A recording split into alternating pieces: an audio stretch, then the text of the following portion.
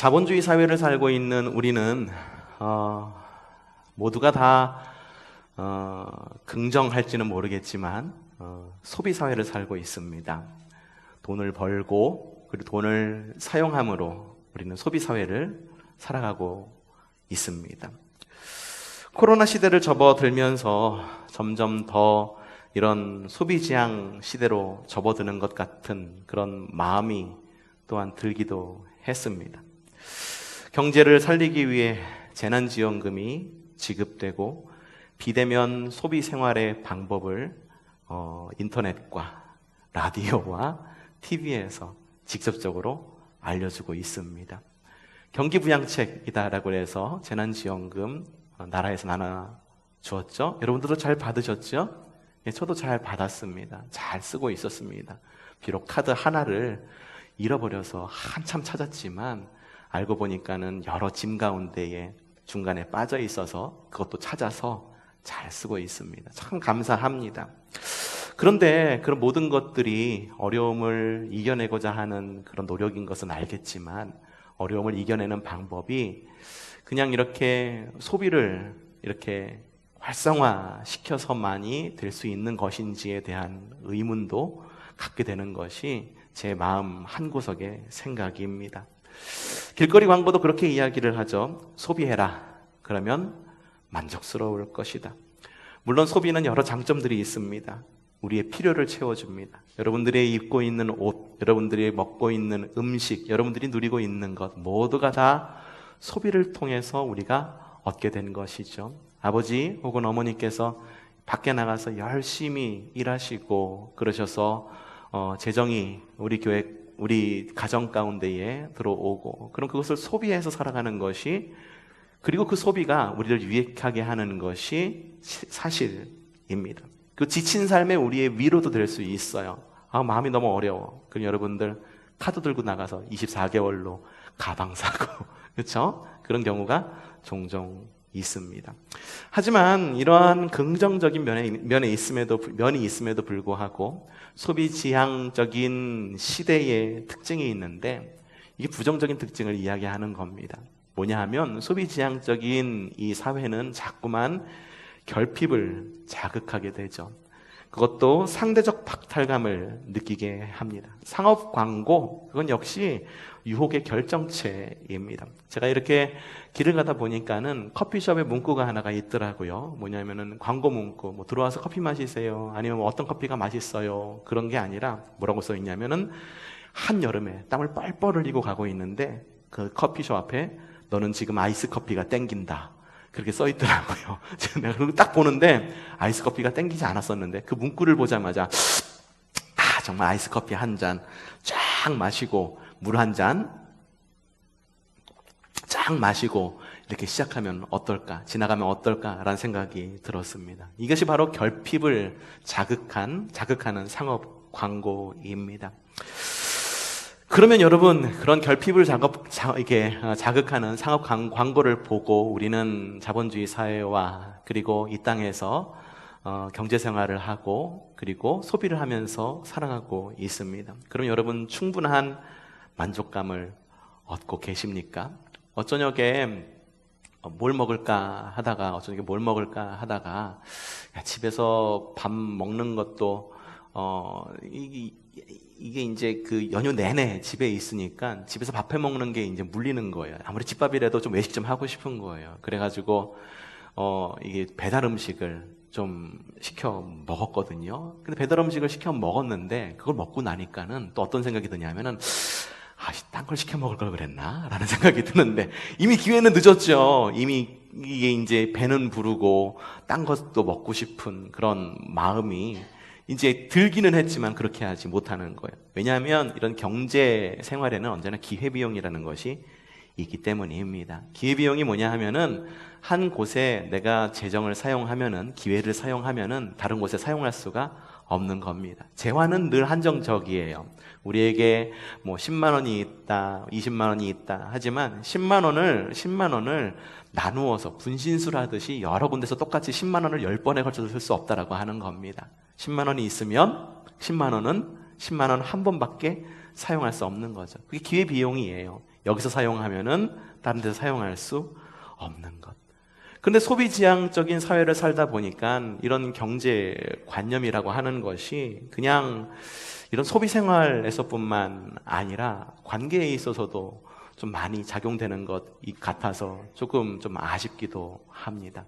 우리는요, 누군가와 두루두루 잘 친하며 지냈으면 좋을 것 같아요. 그런데 자꾸만 이 기회비용 사용하듯이 자꾸만 누군가와의 그런 관계를 자꾸만 소비하듯이 그렇게 자꾸 소비시키는 그런 우리의 모습이 아닌가. 관계라고 하는 것은 이렇게 경제적인 관념으로 따질 수는 없는 거죠. 여러분에게 묻겠습니다. 다시 한번 묻겠습니다. 자, 여러분은 지금의 소비 생활에 만족하며 살아가고 계십니까? 많은 사람들은요, 스스로의 만족함을 채우는 것은 불가능하다라고 인정을 합니다. 그러면서도 소비지향적인 만족의 사이클에서 벗어나고 싶지만 벗어나지 못하는 것이 우리의 실정이죠.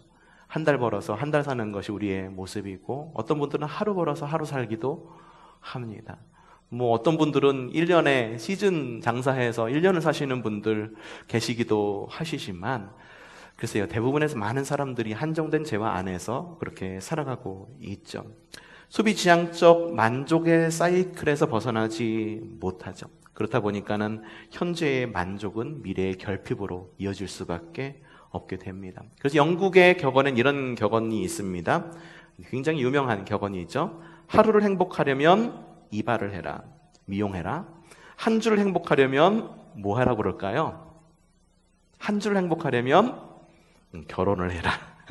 한 달을 행복하려면 말을 사고, 1년을 행복하려면 집을 사라. 평생을 행복하려면 정직해라 라고 하는 격언이 있다라고 합니다. 근데 오늘 말씀이 바로 그런 말씀입니다. 오늘 말씀이 바로 만족함과 배부름에 대한 이야기입니다.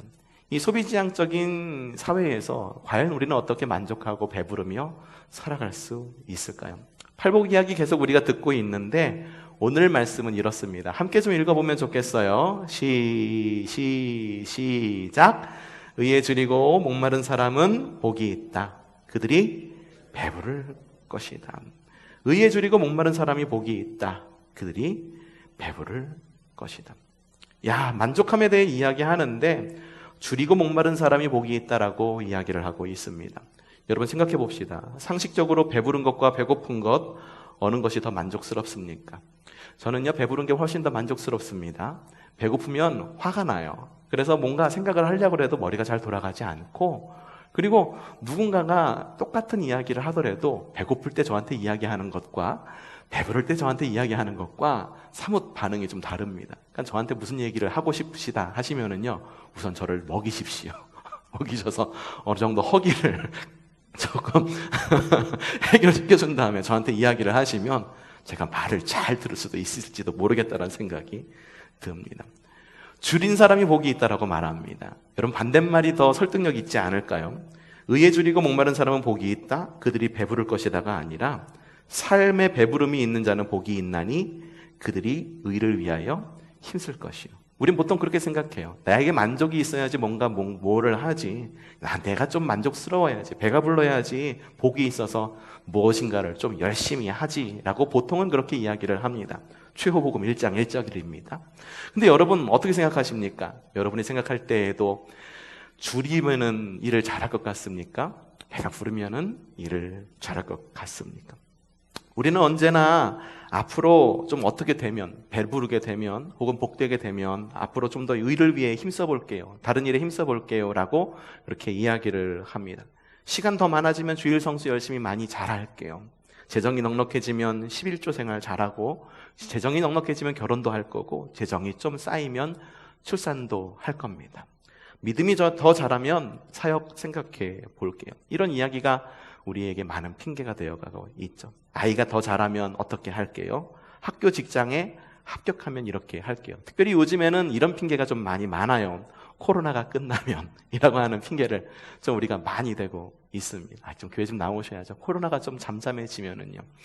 이 이야기를 들으면서 어떤 생각이 들었냐 하면은 제가 페이스북에 좀 올리기도 했는데, 좀 아쉬웠어요. 물론 이해도 합니다만 아쉬웠어요. 코로나 끝나면 더 열심히 할게요. 열심히 사역할게요. 헌금도 열심히 할게요. 이 말이 어떻게 들리냐면은 돈 좀 더 많이 벌면 엄마한테 효도할게요 라는 말로 좀 들리더라고요. 여러분, 효도는 지금 하는 겁니다, 여러분. 여러분의 삶이 지금 있는 것처럼 코로나 끝나고 뭐 할게요? 글쎄요, 이해는 됩니다만 그때 가서 정말 잘할 수 있을지, 우리 나를 보면 나를 알잖아요. 지금 못하는 거는 그 이후에도 못하지 않을까라는 생각이 들기도 합니다. 그 뭐냐면 이게 그때가 되면은 만족함이 채워질 것임을 확신하고 있고 그때를 위해 현재를 희생하겠다라고 하는 생각입니다. 근데 사실 이거는요, 우리가 겪는 흔한 오류입니다. 앞으로 이렇게 되면이라고 하는 오류. 앞으로 이 일만 조금 더 잘 이루어지게 되면 만족될 것이다라고 하는 오류. 여러분, 이건 경기도 오산입니다. 경기도 오산입니다. 정말 조금 더 나아지면 만족하게 될까요? 여러분, 조금 더 나아지면 여러분들 만족하게 될 수 있을 것 같습니까? 제가 이렇게 묻는 것은 여러분의 삶이 앞으로 조금 더 나아지지 않을 것이다 라는 것을 말하는 것이 아닙니다. 하나님은 여러분의 삶을 분명히 더 나아지게 여러분의 길을 열어주실 것입니다.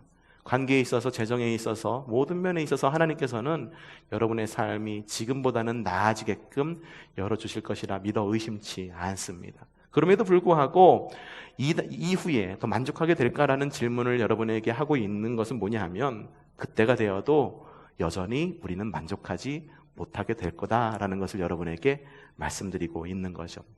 성경에 보면 많은 만족하지 못한 삶은 사람들이 있습니다. 그 중에 좀 두 사람을 보게 될 텐데, 첫 번째는 야곱이라고 하는 사람인데요. 야곱은요, 언제나 조금 더 나아지기를 끝없이 갈망했던 인물입니다. 평생을 만족함을 얻기 위해서 부단히 노력을 한 사람이 바로 야곱입니다. 아버지 이삭의 사랑을 조금 더 받으려고 형의 장자권을 갈급해했던 것이 바로 야곱입니다. 하지만 거기서 멈추지 않았죠. 하나님의 복을 조금 더 받으려고 아버지의 자신을 형을 향해야 됐던 그 장자권의 복을, 아버지의 축복도 가로챕니다. 그러나 여기서 갈급함은 멈추지 않았습니다. 외삼촌의 집으로 도망을 갑니다. 근데 이 외삼촌의 집에서 여인의 사랑을 받으려고 14년 동안이나 종살이를 하게 됩니다.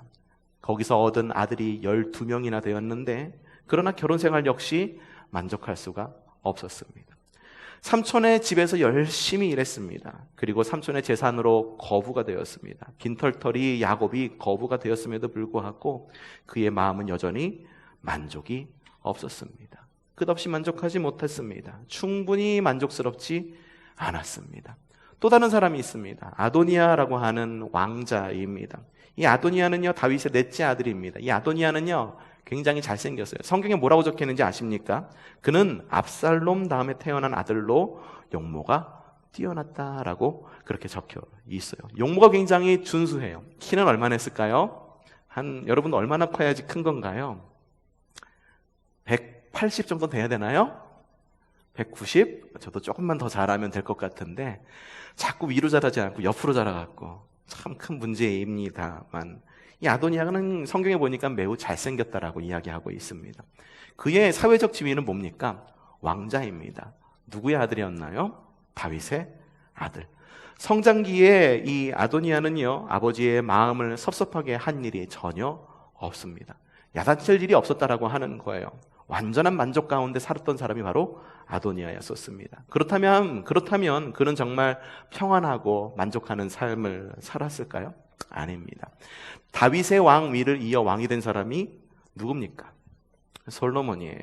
왕위에 오르지 못했어요. 솔로몬이 왕이 된 이후에 아버지의 수종자였던 여인 아비삭을 자신의 동생 왕인 솔로몬에게 요구합니다. 야, 솔로몬, 너희 그 아버지 수종이었던 아비삭 나한테 좀 줘. 아버지 돌아가시고 그랬는데 뭐 나한테 주면 안 되겠어? 이렇게 좀 방정을 떨다가 결국은 죽음을 맞이합니다. 최고의 만족을 누리지는 못하는 삶을 살았던 거죠. 아도니아가 불행한 환경 가운데 살았습니까?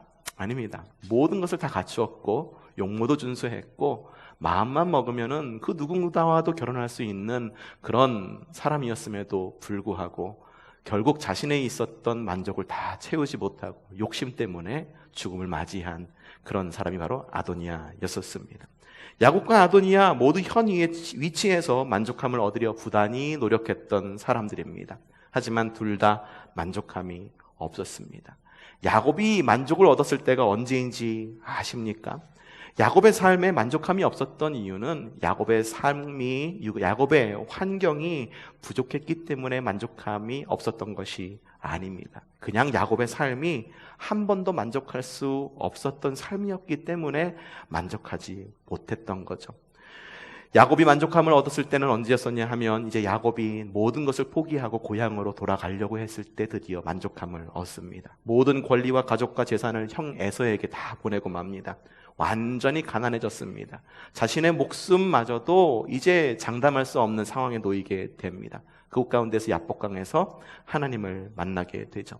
하나님은 야곱의 건강마저도 빼앗아 갑니다. 환도뼈를 때려서 이제 다리에 장애를 얻게 되었다라고 하는 거죠. 모든 것을 잃고 모든 건강을 잃은 야곱이 그제서야 만족함을 얻게 됩니다. 그제서야 고백하게 됩니다. 뭐라고 고백했습니까?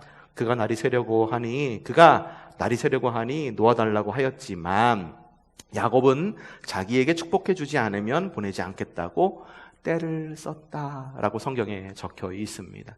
나의 복, 나의 만족이 아닌 하나님, 나에게 하나님의 복을 주세요 라고 했을 때 야곱은 만족함을 얻을 수 있었다라고 하는 거죠. 하나님이요, 하나님의 사람이 야곱에게 어쩔 수 없어가지고 새 이름을 줍니다. 야곱의 이름이 뭐로 바뀝니까?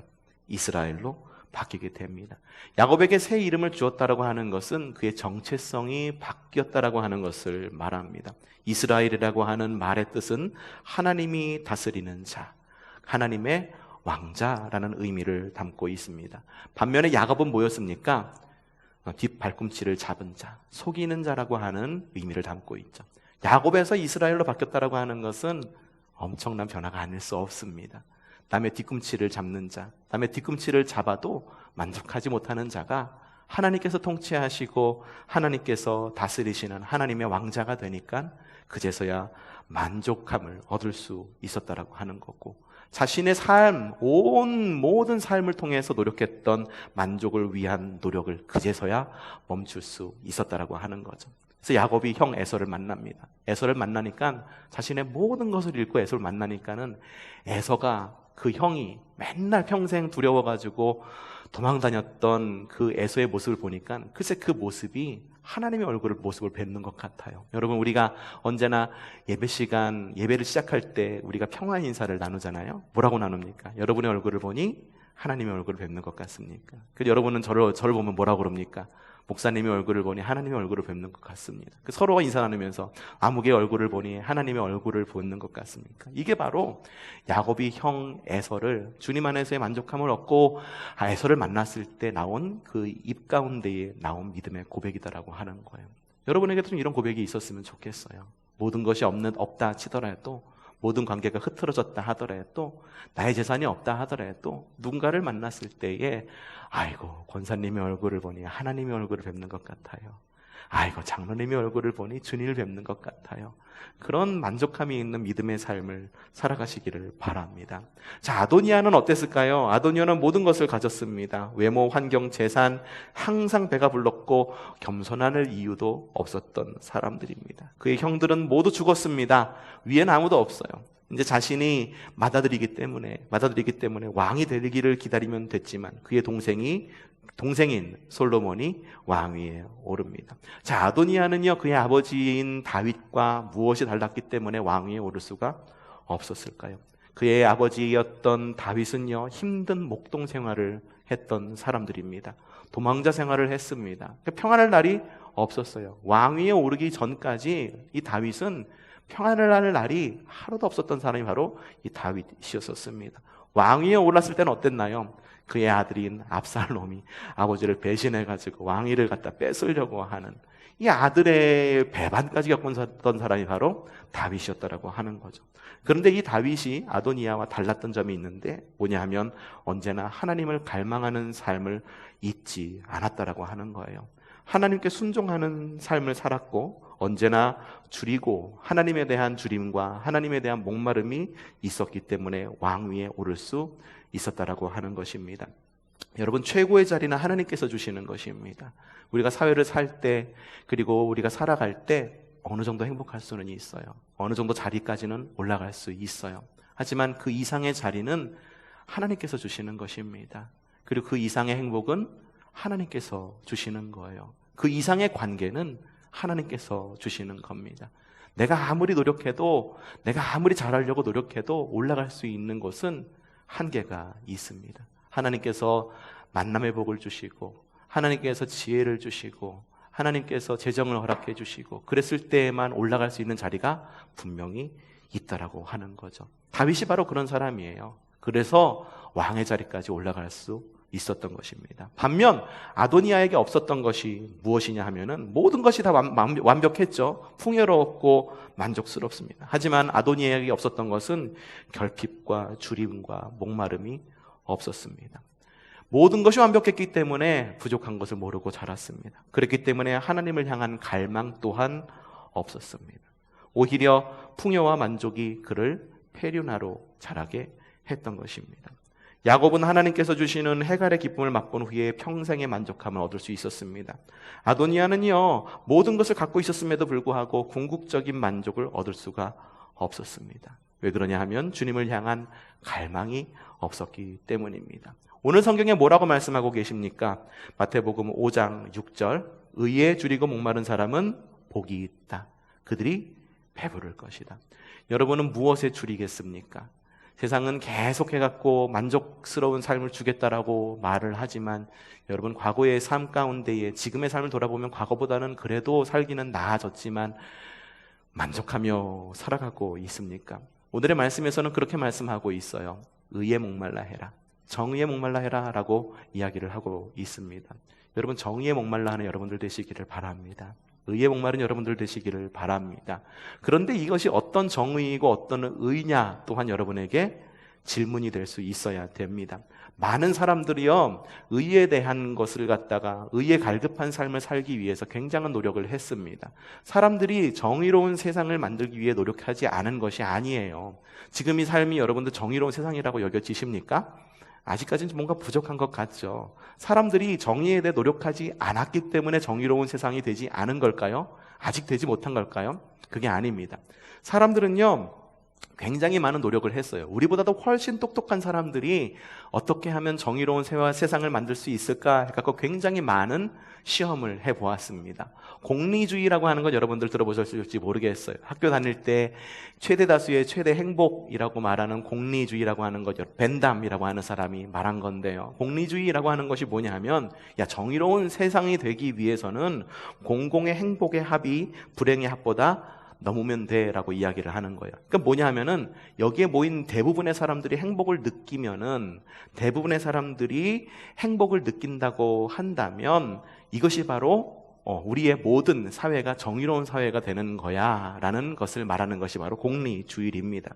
여기서 말하는 단점이 있는데 뭐냐 하면, 공공의 유익을 위해 개인의 권리를 제한해 둘 수가 있는 겁니다. 또 하나의 노력이 있었어요. 뭐냐면 개인주의라고 하는 노력이었어요. 이게 뭐냐 하면, 개인이 행복해야 사회가 행복한 거다라고 하는 움직임입니다. 그렇기 때문에 국가는 개인의 행복을 위해 최대한 보장해줘야 된다라고 이야기하는 것이 바로 개인주의입니다. 그렇기 때문에 개인의 유익을 위해서는 국가는 개인의 자유를 제한을 두어서는 안 된다라고 이야기를 합니다. 여러분이 생각할 때 뭐가 옳은 것 같습니까? 공리주의가 옳은 것 같습니까? 개인주의가 옳은 것 같습니까? 모두가 행복하기 위해서 누군가의 자유를 제한하는 것이 옳습니까? 아니면 개인의 자유를 위해서 공공의 유익을 포기하는 것이 낫겠습니까? 자, 1번 공리주의가 맞는 것 같다. 자, 모르겠고. 두 번째, 개인주의가 맞는 것 같다. 여러분 대답 내리시기 굉장히 어려우실 거예요. 철학자들도 답을 못 내렸어요. 그리고 사상가들도 답을 못 내렸습니다. 공공의 유익을 우선으로 삼으려니 개인의 권리가 가벼워졌습니다. 공공의 유익을 위해서 개인의 자유를 뺏을 수 있는 거예요. 지금의 상황이랑 많이 비슷하죠. 공공의 유익, 코로나가 전파되지 말아야 되기 때문에 마스크를 해야 되고 이동을 자제해야 되고 개인주의 놀러 가고 싶어도 자제해야 되는 것. 공공의 유익을 우선으로 삼으니 개인의 권리가 가벼워졌습니다. 반면에 개인의 유익을 우선으로 삼으니 불평등한 사회가 됐습니다. 개인의 자유를 자유롭게 생각하다 보니까는 사람들이 각종 권모술수를 써서 나만 잘 살면 되는 거예요. 남들이 어떻게 되든 우리 가정만 행복하면 되는 거예요. 공공의 유익이 없어졌고 불평등한 사회가 되어버리고 말았다라고 하는 거죠. 그래서 지금은 어떤 것이 지금 추세냐 하면은 공리주의와 개인주의의 균형을 맞춰가려고 하는 것. 그래서 이게 정확하게 이게 자본주의다, 공산주의다라고 말할 수 있는 사회는 지금은 존재하지 않아요. 미국이라 하더라도 개인의 재산을 이렇게 존중하는 것 같지만 정부가 어느 정도 개입을 합니다. 우리나라도 그렇죠. 개인의 권리를 잘 말하는 것 같기는 하지만 정부에서 개입을 하죠. 또 정부에서 공공의 이런 또 이렇게 유익을 위하는 것 같지만 또 반대로 개인의 자유를 보장해 줍니다. 북한도 그렇잖아요. 공산주의가 뭡니까? 함께 벌어서 함께 공정히 나눠 갖자라고 하는 거죠. 근데 공산주의가 그런가요? 북한에 가면 장마당이라고 하는 것이 있죠. 장마담만이에요. 여러분 잘 생각하셔야 됩니다. 장마당입니다. 장마당.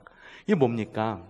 자신이 가지고 있는 물건을 팔아서 이익을 갖는 것. 이건 공산주의에서는 있을 수 없는 거다라고 하는 거죠.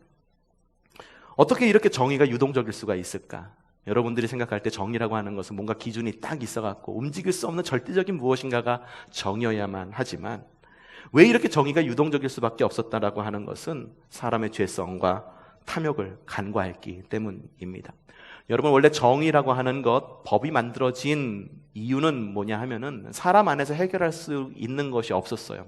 그래서 과연 절대자라고 한다면은 우리가 이 땅 가운데서 모두가 참 잘 살고 행복하기 위해 갖고 정의로운 사회를 만들기 위하면 어떤 가치로 우리가 이 땅을 살아가야 될까라는 고민에서 만들어진 것이 원래가 법이었었어요.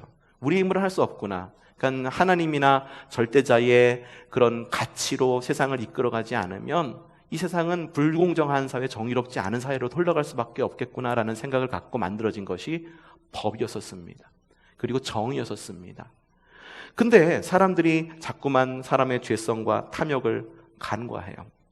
원래 정의란 하나님의 성품과 하나님의 본성으로 시작되었다라고 하는 것을 사람들이 자꾸 잊었다라고 하는 거죠.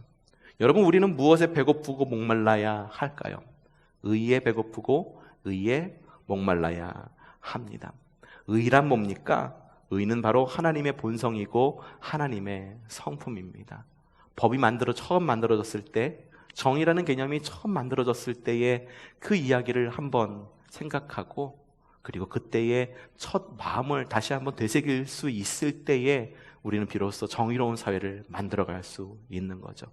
그러니 하나님의 성품에 줄인다라고 하는 것은 하나님께서 주시는 그 무엇에 줄인다라고 하는 것이 아니라 하나님 당신 그 자체에 줄인다라고 하는 의미를 담고 있습니다. 성경에는 의에 줄이고 목말랐던 사람들이 또 있습니다. 니고데모, 굉장히 똑똑한 사람이죠. 유대인들 중에 70명 안에 드는 엄청난 똑똑한 사람이었는데 이 사람도 예수님을 찾아옵니다.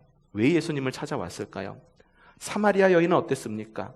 왜 스스로 자신의 목마름을 해결하지 못했을까요? 그들의 만족함은 주님만이 채울 수 있었던 것이었기 때문입니다. 여러분, 하나님은 우리의 목마름을 해결시켜 줄 수 있는 분이십니다. 이건 우리가 신앙인이기 때문에 말하는 것이 아니라 애초에 정의와 법이라고 하는 것이 바로 그곳에서부터 시작되었기 때문입니다. 그렇기 때문에 성경은 이렇게 말합니다. 구약과 신약 모두 동일하게 이야기하는데 시편 107편 9절부터 우리 한 목소리를 읽어봅시다. 시작. 주님께서는 목마른 사람에게 물을 실컷 마시게 하시고 배고픈 사람에게 좋은 음식을 마음껏 먹게 해 주셨다. 주님을 믿는 성도들아, 그를 경외하여라. 그를 경외하는 사람에게는 아무런 부족함이 없을 것이다. 젊은 사자들은 먹이를 잃고 굶주릴 수 있으나 주님을 찾는 사람은 복이 있어 아무런 부족함을 느끼지 못할 것이다. 시편 23편 말씀이죠. 너무 유명한 말씀입니다. 우리 크게 한번 읽어봅시다. 여호와는 나의 목자시니 내게 부족함이 없으리라. 신약 성경은 뭐라고 이야기하고 있을까요? 그러나 내가 주는 물을 마시는 사람은 영원히 목마르지 아니할 것이다. 내가 주는 물은 그 사람 속에서 영생에 이르게 하는 샘물이 될 것이다. 예수께서 그들에게 말씀하셨다. 내가 생명의 빵이다. 내게로 오는 사람은 결코 줄이지 않을 것이요 나를 믿는 사람은 다시는 목마르지 않을 것이다. 명절의 가장 중요한 날인 마지막 날에 예수께서 일어서서 큰 소리로 말씀하셨다. 목마른 사람은 다 나에게로 와서 마셔라. 나를 믿는 사람은 성경에 말한 바와 같이 그 배에서 생수가 강물처럼 흘러나올 것이다. 여러분, 주님을 향한, 주님에 대한 주림과 목마름이 우리에게 복입니다. 주님은 우리가 생명수이고 떡이신 주님을 줄이고 목마를 때 우리에게 최고의 만족감을 주시는 분이십니다. 우리는 주님의 채워주심이 아닌 주님 그 자체에 대해 줄이고 목말라 할 줄 알아야 합니다. 여러분, 의에 줄이고 목마른 성도님들이 되시기를 바랍니다. 하나님의 정의와 하나님의 의에 줄이고 목마른 사람, 하나님 그 자체에 목마른 성도가 되시기를 바랍니다. 이에 여러분들에게 세 가지 권면의 말씀을 드리고 싶습니다. 의에 줄이고 목마른 삶을 살기 위하여 첫 번째로 영적 불량식품을 거부하는 여러분들 되시기를 바랍니다. 주님이 바로 우리의 집밥이십니다. 왜 자꾸 집밥 놔두고 불량식품을 먹으려고 하십니까? 여러분에게 스스로 물어야 되는 것이 있습니다. 나는 과연 하나님께 도우심을 구하고 있는가? 하나님과의 친밀한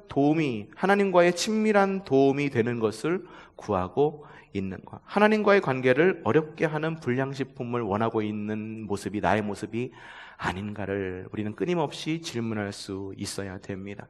영적 불량식품을 거부할 수 있는 지혜로운 마음과 분별할 수 있는 마음이 여러분들 가운데 있기를 바랍니다. 두 번째로요, 영적 건강을 유지하시기를 바랍니다. 이게 뭐냐면 운동해야 된다라고 하는 거예요. 마음만으로는 건강해지지 않습니다. 움직여야 됩니다. 경건의 훈련에 노력을 하시기를 바랍니다. 은혜 받아야 한다는 마음만으로는 건강해질 수 없습니다. 운동은 귀찮습니다. 훈련의 강도를 높여야 될 때가 반드시 옵니다. 웨이트 트레이닝이라고 하죠. 무거운 것을 드는 그런 운동을 해야 될 때가 반드시 온다라고 하는 거예요. 이전에는 은혜였는데 지금은 은혜가 아닌 것 같다라고 느껴지십니까? 영적 운동이 여러분에게 있는지를 확인해 보시기를 바랍니다. 제가 어제 영미가 우리 집에 잠시 추석이라고 인사를 왔는데 영미가 굉장히 예뻐졌더라고요. 그래서 영미한테 이야기를 했어요. 영미야, 나도 그런데 우리 함께 우리 살 빼보지 않으련. 그런 거예요. 영미는 근데 또 이런 얘기해도 별로 기분 나빠하지 않더라고. 내가 얘기하니까 기분 나빠 안 하는 것 같아. 그러면서 얘기하는 거예요.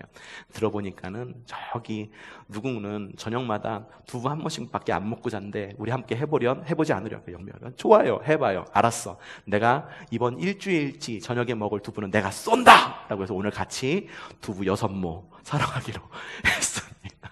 여러분, 살 빼려면요, 먹지 말아야 돼요. 운동해야 됩니다. 먹는 것을 줄여야 돼요. 이게 바로 뭐냐 하면은 건강을 유지를 위해서 운동해야 되고, 영적 건강도 역시 마찬가지라고 하는 거예요. 노력이 있어야 된다라고 하는 거죠. 세 번째는요, 하나님을 향한 줄인 사람들 속에 거하기를 바랍니다. 여러분들 스스로 만족해, 나는 모든 게 다 완벽해 라고 하는 사람들 속에 있으면은요, 내가 오히려 좀 부족하게 느껴집니다. 그러니까 여러분은 언제나 겸손한 사람들과 어울리십시오. 하나님을 향한 줄인 사람들 속에 거하시기를 바랍니다. 함께 식사하면 즐거운 사람이 있고 어려운 사람이 있죠. 영적 목마름을 유지하려면요, 영적 목마름이 있는 사람들과 어울리시기를 바랍니다. 사랑이 많아지고 싶어요. 그러면은 사랑이 많은 사람과 어울리면 되는 겁니다. 아이들도요, 사랑을 많이 주면 사랑이 많은 아이로 자라납니다. 그리고 무엇보다도 결론입니다. 무엇보다도 여러분 그리고 우리 교회가 주님을 향한 목마름이 있는 성도와 교회가 되기를 바랍니다. 무엇으로 우리가 만족할 수 있겠습니까? 지금의 시대 여러분 만족스럽습니까? 저는요, 지금 코로나 시대라고 해가지고선 이렇게 앉는 것, 물론 방역을 지킨다라고 해가지고 우리가 이렇게 앉아서 예배를 합니다. 듬성듬성 앉아서 예배를 하는데, 저는 언제나 예배 시간에 마음이 조금 한 곳에 빈 것 같은 느낌이 언제나 들어요. 물론 인터넷으로 예배하시는 분들도 있고 수예배실에서 예배하시는 분들도 계시지만 좀 이 자리가 좀 꽉 차서 예배하면 얼마나 좋을까라고 하는 그런 만족스럽지 못한 그런 담임 목사로서의 욕심이긴 합니다만, 제가 언제까지나 그러한 불만의 마음을 갖고 여러분과 함께 신앙생활을 한다고 한다면 언제쯤에 제가 만족함을 얻을 수 있겠습니까? 우리가 모두가 다 하나님을 목말라 하고 빈자리에 대한 박탈감이 아니라, 야, 그래, 여기에 있는 사람들이 주님의 이름으로 충만한 삶을 살아가는구나 라고 하는 그 만족감을 갖고 살아갈 때, 지금도 역시 우리는 의에 줄이고 목마른 사람으로 이 땅 가운데에서 배부른 삶을 살아갈 수 있지 않을까라는 생각을 하면서 저 자신을 역시 돌아보는 그런 말씀을 준비하는 시간이었었습니다. 저도 그런 시간이 되길, 여러분들도 그런 시간이 되기를 바랍니다. 빈자리 보고 우리 아직 부족하구나 하는 것이 아니라, 지금 이 자리에 나온 사람들이 얼마나 잘 성숙해가고 있고 얼마나 더 하나님의 나라를 살아가는 하나님의 백성으로 잘 살아가고 있는지, 그것에 대한 만족함으로, 하나님의 나라에 대한 확신으로, 하나님에 대한 갈급함으로 이 땅 가운데에서 승리하며 배부른, 그리고 또한 갈급한 두 가지 삶을 모두 살아가는 저와 여러분이 되기를 주님의 이름으로 축복합니다.